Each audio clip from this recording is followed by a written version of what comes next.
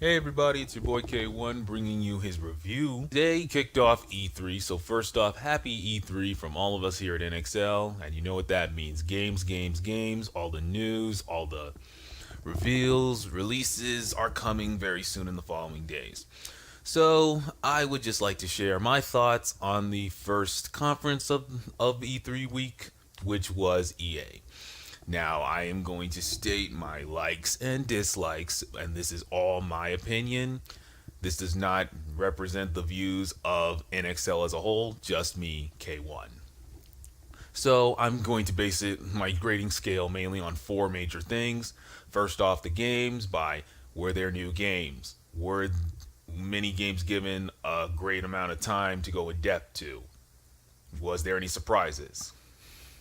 Next would be features, meaning, anything that's like DLC or features that are coming to console, but this will mainly be in, the big three like Microsoft, Sony, and Nintendo. So might not appear to this, but that's the thing. My third category is technology, meaning anything to make the games play better, new equipment, new specs, that kind of thing. And finally, my fourth feature will be the overall presentation of the conference itself. Did it excite me? Did it keep my interest? Did it feel rushed? Did it feel like no one wanted to be there? So let's get into it.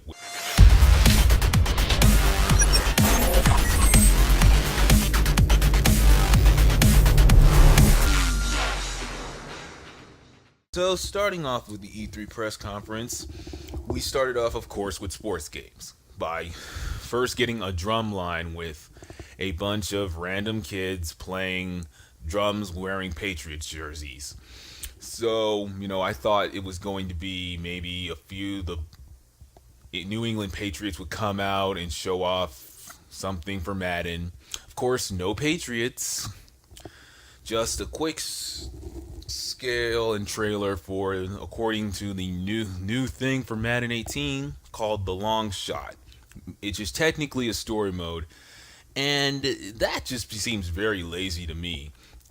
Just EA has stuck to football, and the only thing that has changed in Madden is the number. So how do they mix it up? Oh, let's add a story and cutscenes. Just all that hype for nothing. Just a story, just a story mode. And then they just continue that because the main thing that I noticed from the thing, because they continue that with FIFA, with this Hunter guy. I don't watch soccer a lot religiously, or football, as many Europeans and southern states call it. Countries, but yeah. So I don't know who this Hunter guy is, but he seems very popular. So the main thing of FIFA 18 is going to be his story mode, where you get to decide his path, or career mode. Nothing new, just a new number and another story mode. And then NBA Live 18 has a story mode or a career mode called The One, where you can not only play in the league of professional basketball, but you can go take that to the streets. And, how well you do in both the league and the streets determines your players, stats, credibility, that kind of thing. So really, it's just another career mode with a street element added into it. So not much from that. And then they tried to hype it up mainly because they said that EA has a very competitive league, and they showed these random people. I don't follow EA's competitively because those get pulled, could be found at any GameStop. But of course they said this guy was a random nobody. Now he's playing in the championships in Brazil.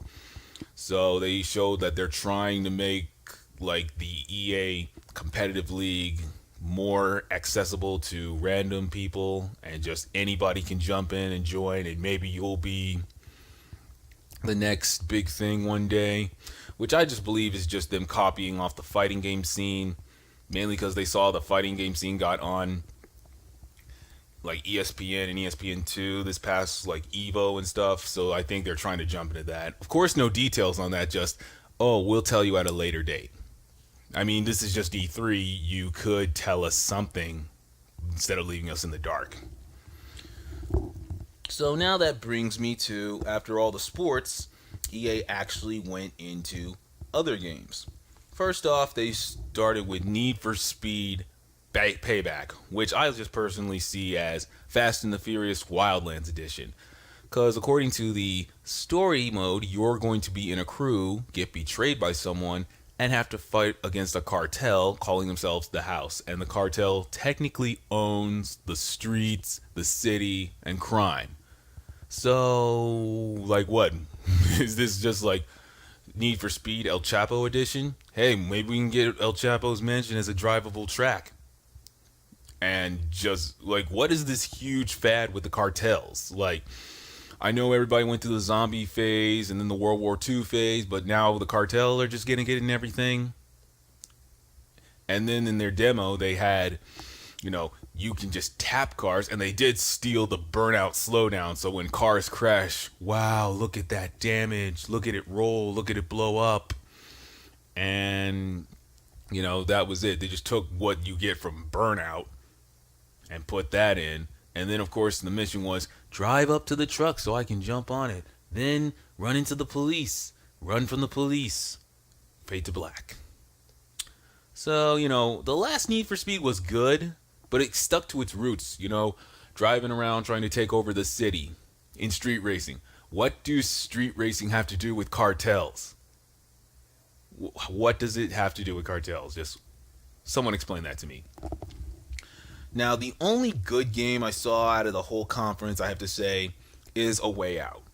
That was a new, interesting game where you play, well, mainly the one thing that they put emphasis on is it's going to be co-op, meaning to fully play the game and get the full experience, you're going to have to team up with a friend, either online or, your real friends. And the concept of co-op in this game is going to be you play as one of two guys, one plays one guy, the other plays another guy, and you help each other escape not only prison, but there's this major big story, which I know people are going to have a lot of fun with, and I definitely want to see how this plays out, because it does kind of look like a Prison Break game, with a bigger plot to be untwist, and, but, this is a very interesting concept. I wonder how they will do just using that as the co-op as their main focus of selling this game. So I do have my eye on that, and depending on what else they got to show me in that, or what else co-op can bring to that, that'll be something I might want to look into. And then, of course, Anthem. Anthem was the new IP from BioWare, and they showed us this thing that looked like literally Halo meets Dino Crisis, because they're saying the armor's the only thing that keeps us safe, and there's mutants out there that look like dinosaurs. They jump into their armor to fight these things, and that was the trailer. And of course, EA just decided to say, yeah, you'll see more of this at Microsoft. I'm like, EA, this is your conference. Shouldn't you be showing off games like this? And, we can review it. If it's Microsoft's game, no problem. But if this is your IP, I think you should show it. You should show the full trailer. This is your conference for a reason. Don't just leave us in the dark and wait for another company to show it. So that was like another big letdown. And sadly, A Way Out and Anthem were the only two new games out of this whole conference. That was it. Everything else from Madden, FIFA,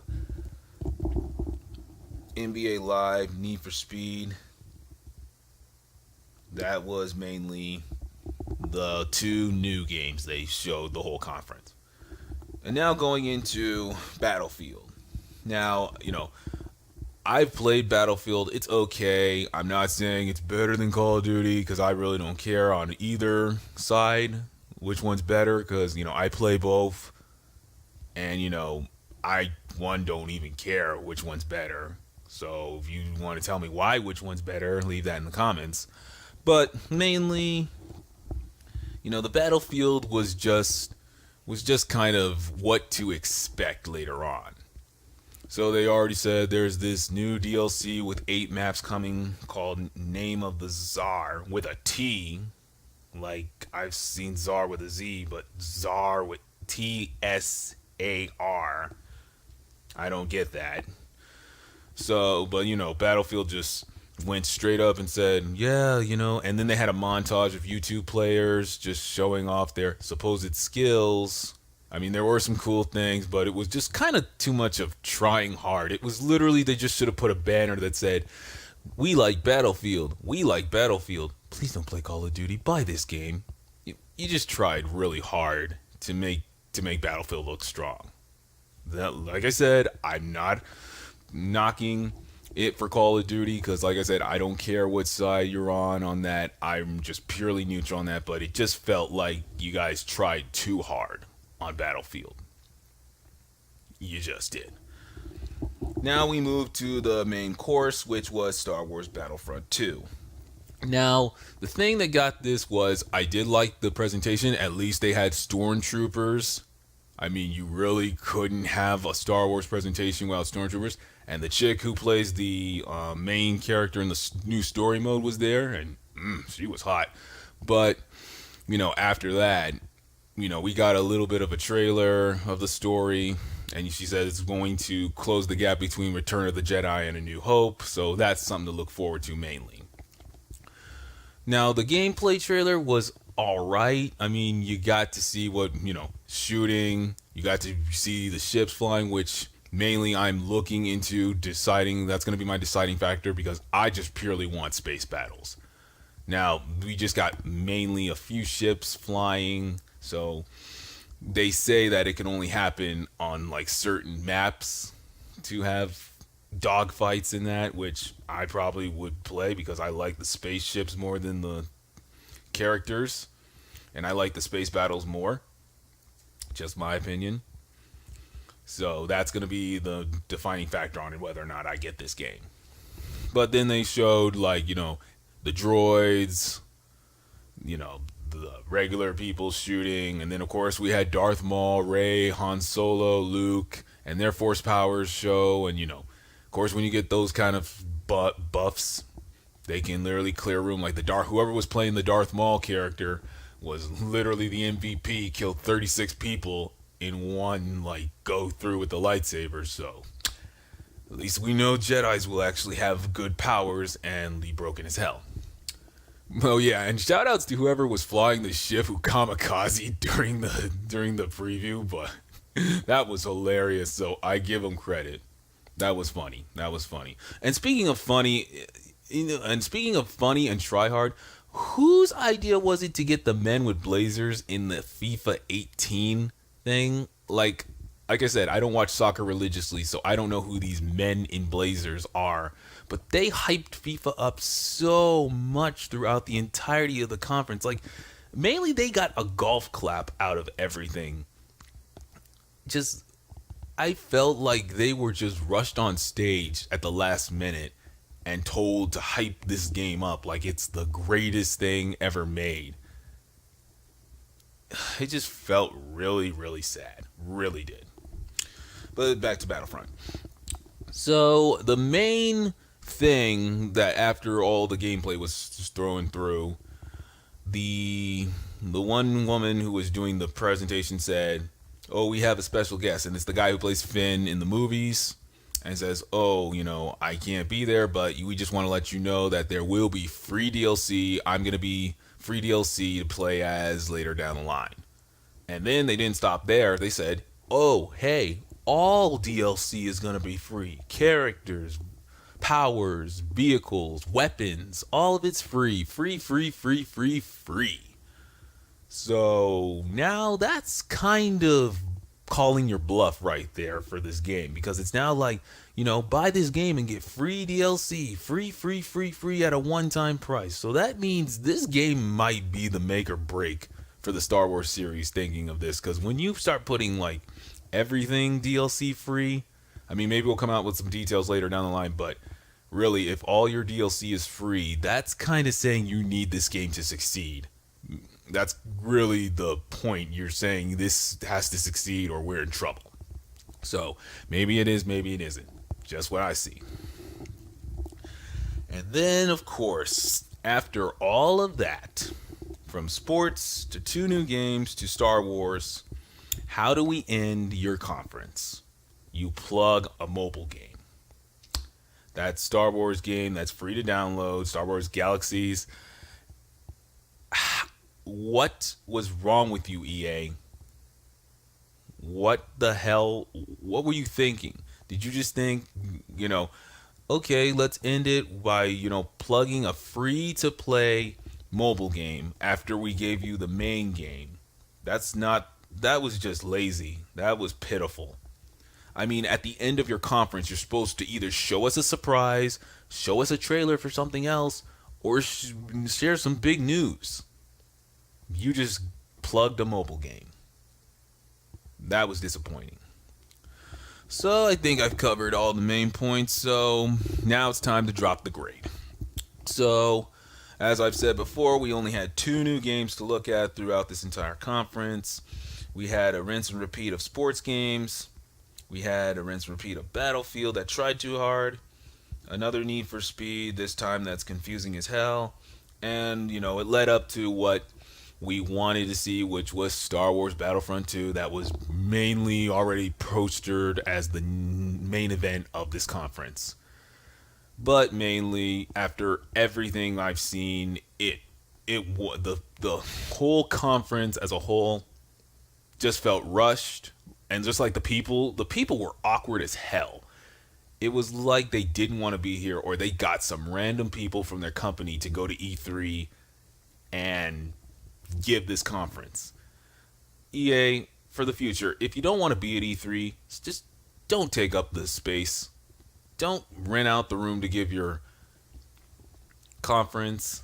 And you had a whole day to yourself. Literally, you're the only company today who had the full day to themselves. So you could have literally lit E3 and set the bar. But, if this E3 was a classroom, EA, you're the student who literally has a project due in an hour. You wake up, you throw something together, and you bring in some paper mache volcano. And E3 tells you, this is a history class. You were supposed to do a diagram of the Civil War. And you're like, well, I did a project. So, sadly, EA, you get an F. Just because, 1, no fire or passion in your presentation. 2, plugging a mobile game at the end of your conference. 3, 2 games. 1 you barely even showed because you're letting Microsoft do it. The only good game I saw was A Way Out. And 4, continuing to shove sports games down our throat by just putting in a new mode and calling it the next big thing. So that's my grade. EA fails hard. Now, do you disagree?